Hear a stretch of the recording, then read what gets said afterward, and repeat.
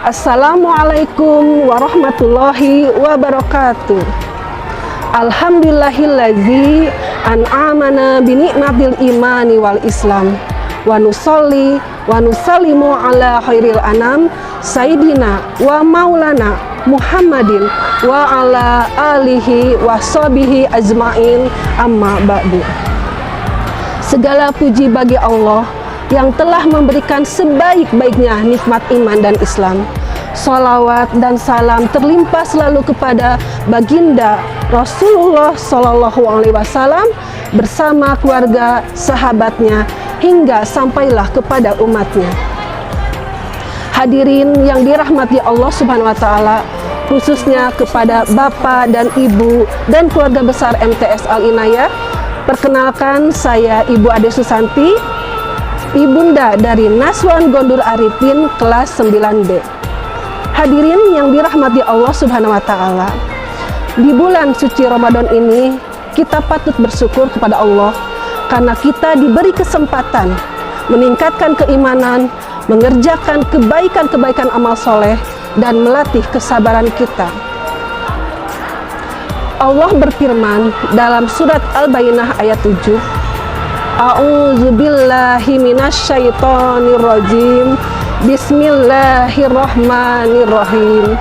Innallazina amanu wa amilus solihati ulaika hum khairul bariyah. Shadaqallahul azim. Dalam surat Al-Bayyinah ayat 7 tersebut menjelaskan bahwa orang-orang yang beriman dan mengerjakan kebaikan-kebaikan amal soleh, dialah sebaik-baiknya makhluk Allah. Lalu siapakah orang yang beriman itu? Orang yang beriman mempunyai dua sifat. Yang pertama adalah syukur. Syukur berasal dari kata syakaro, yaskuru, syukron, wa syukuran, yang mengandung makna pujian atas kebaikan atau ungkapan terima kasih. Sakaro juga bisa diartikan membuka. Hadirin yang dirahmati Allah Subhanahu wa taala, menurut Imam Al-Ghazali, cara bersyukur ada 4 komponen. Yang pertama, bersyukur dengan hati. Ketika kita mendapatkan nikmat dari Allah Subhanahu wa taala, nikmat besar, kecil, kita yakin bahwa semua nikmat itu adalah anugerah dari Allah Subhanahu wa taala. Yang kedua, bersyukur dengan lisan. Ketika kita mendapatkan nikmat dari Allah, kita langsung memujinya, alhamdulillah.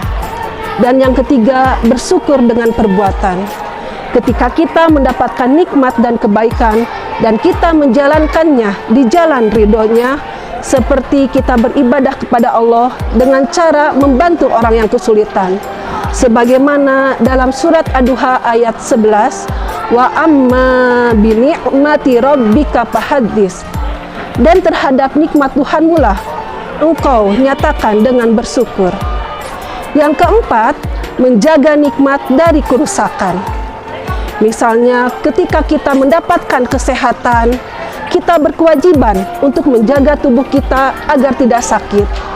Atau ketika kita ingin memupuk keimanan dan keislaman, kita bisa melaksanakan sholat, membaca Al-Quran, dan selalu berzikir kepada Allah Subhanahu wa ta'ala. Hadirin yang dirahmati Allah Subhanahu wa ta'ala. Lalu sifat yang kedua, apakah itu? Orang yang beriman, sifat keduanya yaitu sabar. Sabar berasal dari kata sobaro yasbiru. Sobaro yasbiru, yang artinya menahan. Menahan ketika kita puasa, menahan lapar dan haus. Menahan ketika kita menjaga lisan dari perkataan atau dari celaan yang kotor. Menahan anggota tubuh dari perbuatan-perbuatan dosa. Allah Subhanahu wa ta'ala berfirman dalam surat Al-Baqarah ayat 153, A'udzubillahi minasyaitonirrajim. Bismillahirrahmanirrahim. Ya ayyuhallazina amanusta'inu bis-sabri was-shalah. Innallaha ma'as-sabirin. Hai orang-orang yang beriman, mohonlah pertolongan dengan sabar dan sholat. Sesungguhnya Allah beserta dengan orang-orang yang sabar.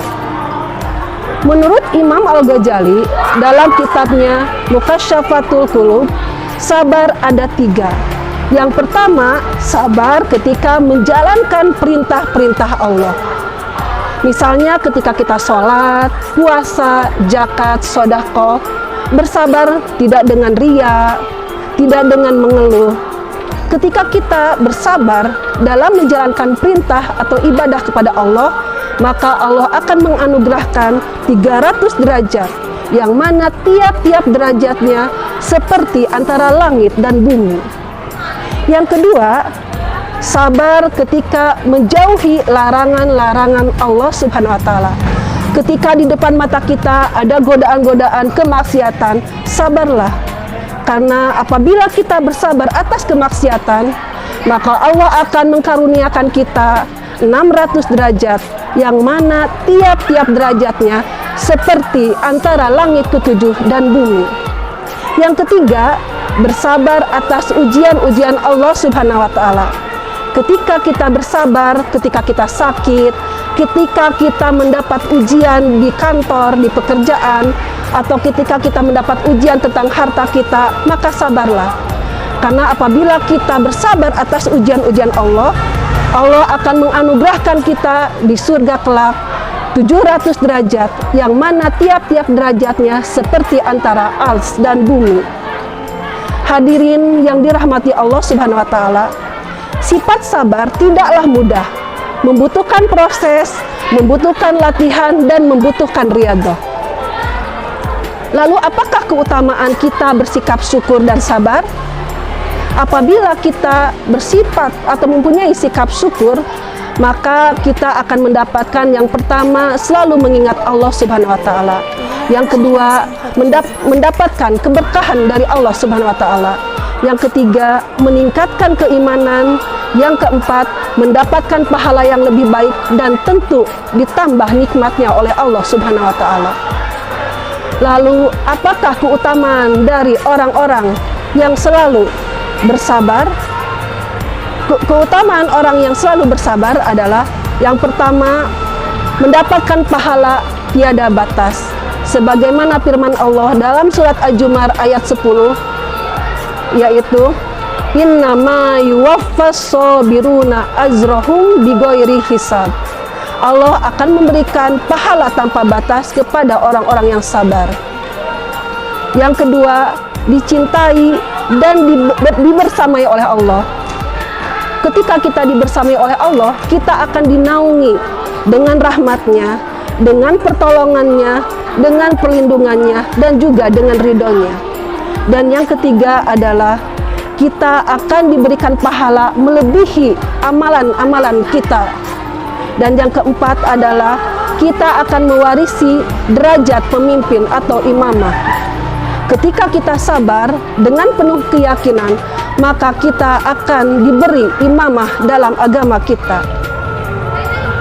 Hadirin rahimakumullah, marilah kita di bulan suci ini meningkatkan keimanan, mengerjakan kebaikan-kebaikan amal soleh, dan juga melatih sifat syukur dan sabar. Semoga Allah Subhanahu wa Ta'ala menerima amal ibadah kita selama ini, dan juga kita termasuk orang-orang yang dicintai oleh Allah Subhanahu wa Ta'ala. Demikian yang bisa saya sampaikan. Mohon maaf apabila ada salah kata terucap, dan terima kasih atas segala-galanya. Akhirul kalam, wabillahi taufiq wal hidayah, waridho wal inayah, wal afbu minkum, wassalamualaikum warahmatullahi wabarakatuh.